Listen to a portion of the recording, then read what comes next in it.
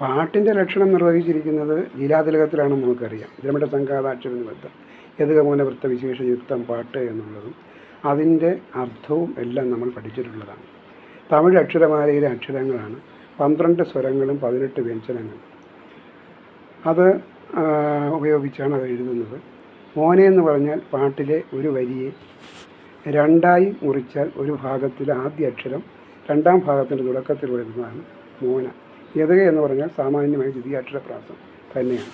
സംസ്കൃത വൃത്തങ്ങളിൽ നിന്ന് ഭിന്നമായ ദ്രാവിഡ വൃത്തമാണ് വൃത്തവിശേഷം എന്നതുകൊണ്ട് അർത്ഥമാക്കുന്നതെന്നറിയാം.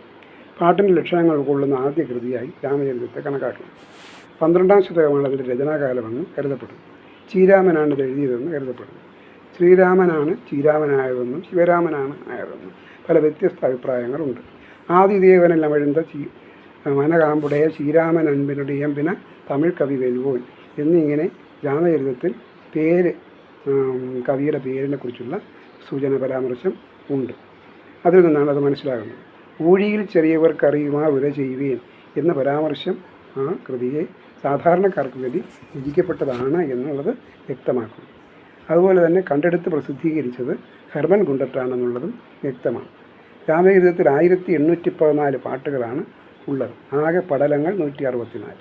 1814 പാട്ടുകൾ 164 പടലങ്ങളിലായിട്ടാണ് എഴുതപ്പെട്ടിരിക്കുന്നത്. അതുപോലെ തന്നെ രാമായണം യുദ്ധകാന്ഡമാണ് പ്രധാനമായിട്ടും പ്രതിപാദ്യമായും സ്വീകരിച്ചിരിക്കുന്നത്. മലയാളത്തിലെ ചൗസർ എന്നാണ് ഉള്ളൂർ ശ്രീരാമനെ വിശേഷിപ്പിച്ചിട്ടുള്ളത്. ശ്രീ വീരരാമവർമ്മയാണ് രാമചരിതകാരനായി എന്ന് ഉള്ളൂർ അനുമാനിക്കുന്നുണ്ട്. രാമചരിതം ഒരു ഉത്തര കേരളീയൻ്റെ രചനയായിരിക്കാമെന്നാണ് ചിറയ്ക്കൽ ടി ബാലകൃഷ്ണൻ നായരുടെ അഭിപ്രായം. എന്നാൽ രാമചരിതം ഉത്തര കേരളീയൻ്റെ രചനയായിരിക്കാമെന്ന് ചിറയ്ക്കൽ ടി ബാലകൃഷ്ണൻ നായർ പറയുമ്പോൾ ഉത്തര കേരളത്തിലെ മണിയാണി നായന്മാരിൽപ്പെട്ട ഒരാളാണ് രാമചരിതം എഴുതിയതെന്ന് PV കൃഷ്ണൻ നായർ രേഖപ്പെടുത്തുന്നു.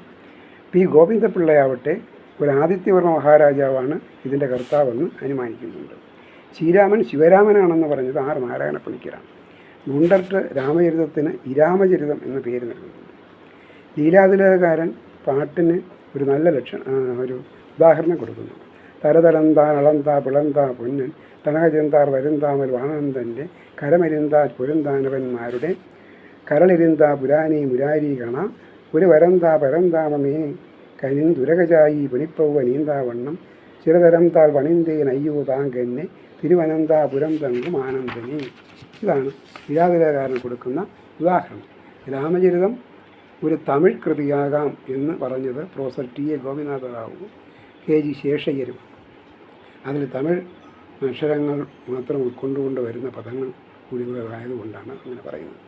രാമചരിതത്തിലെ ഭാഷാ പ്രാധാന്യം ആദ്യമായിട്ട് കണ്ടറിഞ്ഞ് പഠനം നടത്തിയത് TA ഗോപിനാഥ റാവുവാണ് എന്ന് പറയപ്പെടുന്നു. രാമചരിതത്തിലെ ഭാഷ കൃത്രിമ മിശ്രഭാഷയാണെന്ന് ഒരു അഭിപ്രായമുണ്ട്. അത് ഡോക്ടർ KM ജോർജും ഡോക്ടർ K ഗോദവർമ്മയും R നാരായണപ്പണിക്കരും ഒരുപോലെ പറഞ്ഞിട്ടുള്ളതാണ്.